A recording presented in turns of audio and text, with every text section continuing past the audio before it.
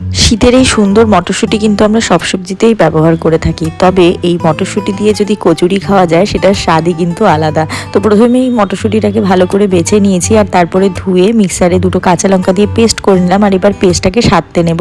তো কড়াইয়ে তেল দিয়ে পেস্টটাকে দিয়ে দিয়েছি, তার মধ্যে হলুদ, লবণ আর জিরে গুঁড়ো আর সামান্য পরিমাণে চিনি দিয়ে ভালো করে পেস্টটাকে কিন্তু সাঁতলে নিতে হবে। যখন পেস্টটা হয়ে যাবে নিজে নিজেই কড়াই থেকে উঠে আসবে।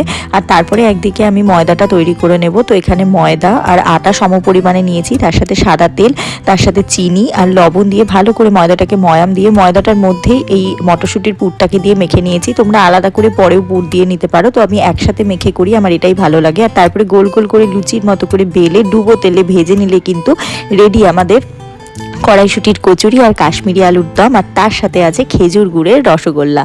তো কেমন লাগলো রেসিপিটা জানিও, অবশ্যই বাড়িতে ট্রাই করো। আর এটা খেতে কিন্তু দারুণ হয়েছিল, বাহ খুব সুন্দর হয়েছিল।